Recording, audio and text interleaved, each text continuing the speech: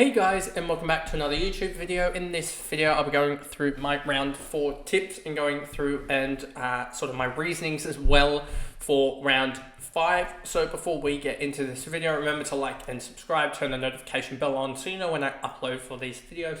And let's get into the video. So first of all, the first tip of the round was Melbourne against Adelaide. I tipped Melbourne by 28 points. And they ended up winning by 15, so I was 13 points off there. Not the worst tip. Obviously getting the tip right, and you'll see a common trend this round. But 13 points off, a little bit disappointing for the tip in the end. The next tip, Brisbane 112 versus North Melbourne 42. I went Brisbane by 50. They ended up winning by 70, so not actually the worst tip in the end. I knew this result was probably going to be a blowout. I think last year Brisbane won by about 100, or was it 80 again in gather round against North Melbourne. So they do have a history of beating them in gather round. So unlucky for North getting probably the hardest opponent both rounds to play, given that Brisbane were pissed off last week being 0-3. So yeah, that was probably a little bit unlucky for North to get that matchup. Then you have Port Adelaide versus Essendon. Port won by, 69 points in the end. So yeah, Brisbane in the end, Port Adelaide, I said by 15, they won by 69, did we say? Yeah, 69 points. So 54 points off there in the margin. But again, got the tip right, which is another good one. Then you have West Coast Eagles against the Swans. This one was, wow. It is not something that I want to look back on. That game was not fun to look at. The Swans had a lot of mistakes in their back half with their ball movement. So, yeah, it wasn't fun to look at that game. And the Swans ended up winning by 26 points. I had them winning by 40. A stronger first half, and they probably win that by 40, 45 points or so. But fair play to West Coast. They turned, I think, a corner in that game and showed that they can put up 3.5 quarters of effort. They probably just lacked it in the last early in the last quarter, where the Swans sort of kicked away early, and they knew that the game was dead with about 10 minutes to go, down by 4 or 5 goals. Then you have Carlton against Adelaide. I predicted Carlton by 9, and I am happy that the umpires absolutely had an absolute shocker with that call. Touched on 3 different occasions, it sounds like. And still given a mark, and then abused free kick was rightfully there after that, and so yeah, Carlton won by 10. I had them by 9. Just happy to get that tip right in the end. A really, really close one. Then you had Geelong winning by 4 points against Western Bulldogs. I had them predicted to win by 15 here. So in the end, Geelong get it job done just slightly. Hugo Hagen probably missed a couple of easier set shots that he should have converted to get the win for Western Bulldogs. But happy again to be currently, at this point, I was 6-0 in terms of tipping and really starting to go well. Then you have Gold Coast against GWS. I think this one was an easier tip. GWS won by 28 points in the end. And so, yeah, happy about that one. I predicted GWS by 19. So, would have liked it to win a little bit closer to get the margin dead on. But, yeah, when you get a tip right, you get a tip right, as there's no margin in the comps that I play on. Then you have Richmond against St Kilda. I said Saints by 11. And they won by 7. And if it was for the first half, they would have probably won by a good 20-odd points, but they kicked something like 1-5 in the first half. But they really came storming back in the third and kicked a lot of goals, and then in the last, they sort of hung on, basically off the back of Jack Steele and Rowan Marshall, it sounds like. And then you have Collingwood against Hawthorn, again, that I didn't actually end up watching, but Collingwood ran out 5-point winners. I had Collingwood by 35. If you go into the start of the last quarter, I believe they were up by somewhere around that 35-point margin. And then they decided to just have an absolute shocker in the last. And they were up 4-1, which is 25 points. I had them up by 30. I had them winning by 35, but it was a 5-point to 25-point quarter. And they ended up winning by 5, which, yeah, they ended up just scraping by. So we head into, so that means that I got a 9 out of 9 actually for the round. Total score of 30, a rank of, so a total score of 30 out of how many? That would be, so we've had 2 full rounds, so 18, a 4, so that's 22 plus 2 8s is 30 out of 38 tips is pretty good, I believe. So yeah, going really well. A rank of 25,000 out of I think like 800,000 or so. So yeah, in the ESPN one, 25,000 out of 847,000 is pretty good. And now we move on to round 5 and the tips and the reasoning behind them. So if it will allow me to enter my tips, the website is going a little bit slow. So first off, tonight we have Melbourne against Brisbane. This one's a hard one to tip, to be honest with you. Melbourne still have their big guns in there of Oliver, Track, Gawn, Viney. Brisbane, they have pretty much everyone. But Melbourne don't have Cosy Pickett. They have Colton Tholstrop there.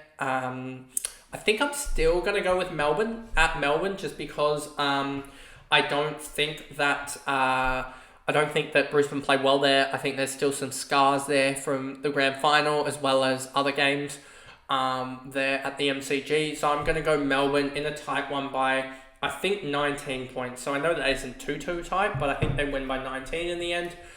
Then you have Western Bulldogs against Essendon. I'm going Western Bulldogs over Essendon. Essendon have been decimated by injuries at the moment. Who else did they lose this week? I think they lost another 2 or 3 guys to injury this week. Whereas Western Bulldogs, did they lose anyone necessarily to injury? I don't think they did.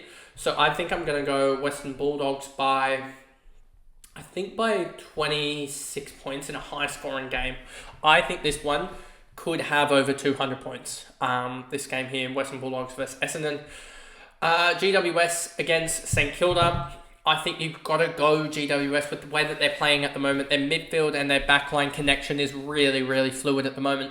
St Kilda are basically running off of Steele and off of Marshall at the moment. Their forward line kicking isn't the greatest for St Kilda. I don't think they've their accuracy in front of goal is the greatest. Whereas GWS seem to be working really well, and I think they're a really, really good side. And yeah, it's hard to see GWS lose a game necessarily at this point in time. I know that they will, but at this point in time, until they lose one, it's going to be hard to tip against them, to be honest with you. So I'm going to go GWS, and I think that St Kilda will provide a close game, but I think I'm going to go GWS by I think 16 points. Then we get Carlton against Adelaide. Wow, what a game this could be. Adelaide are absolutely in the mud. Nix is about 3 games away from being sacked, to be honest with you, even though he signed an extension. If they go 0-7 or something like that, which is a real possibility for Adelaide, Nix probably needs to go just because that midfield is so bad. And they tried to resolve it by signing Errol to a 10-year contract, even though he is the perfect player for Adelaide. Yeah, he wasn't going to Adelaide. So yeah, Carlton, I'm going to pick Carlton in this game. I think Carlton honestly could walk over Adelaide here. Adelaide's key defence, I have serious issues with that. As well as their key forward. What's their key forward hit rate in something like that?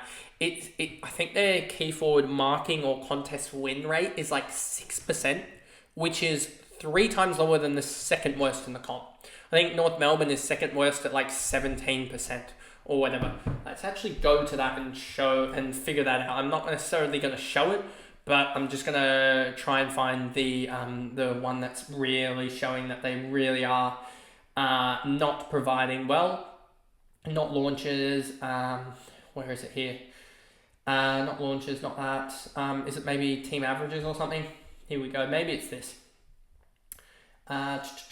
Trying to find it here for you guys. Tackle inside 50s, lost pressure, defensive 1v1s, X score their lowest on pretty much everything. Offensive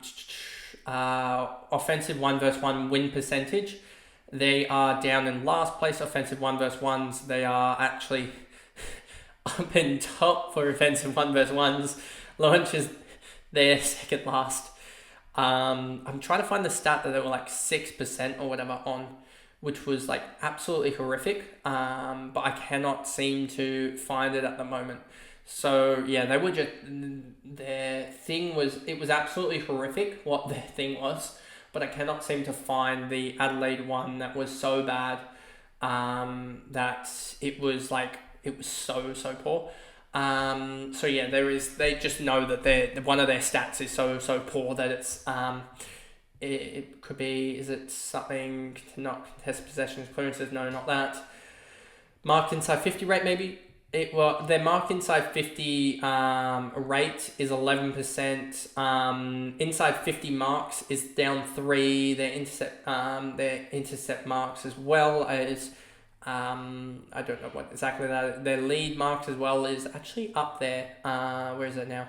So yeah, I'm just looking at all these stats here and just seeing that their stats in general are pretty poor. Their accuracy in front of goal is second worst as well. Goals inside 50s, they're last as well. Scoring shots inside 50s, they're last.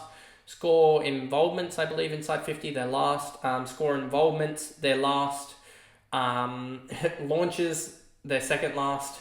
Offensive 1v1s, as we said, they're up there top, and their win percentage is the lowest, I believe. Yeah, the lowest.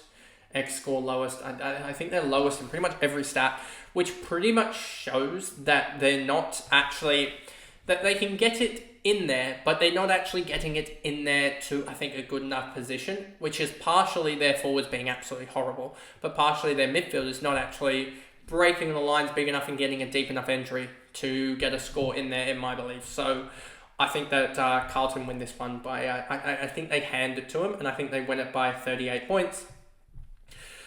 Gold Coast against Hawthorn. I'm picking Gold Coast. I think Hawthorn have improved a little bit, but I think Gold Coast are on the bounce back win, so I think they're going to win it by 22 points.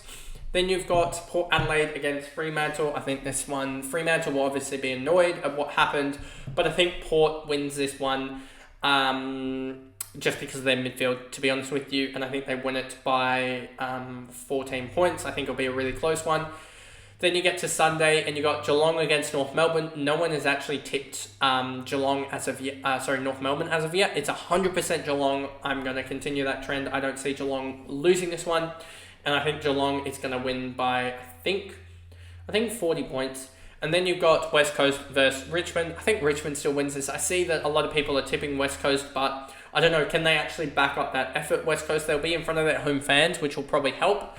But I just see Richmond at the moment playing really, really good footy, and so I reckon Richmond win this one. So I reckon I'm going to go Richmond by 25 points here. So that pretty much is the tips for round 5, as well as reviewing my 9 out of 9 from round 4. So yes, I will see you guys in the Melbourne versus Brisbane fancy game review on tomorrow morning, roughly around midday or so. That should be up and live. So I'll see you guys in that video. Bye guys.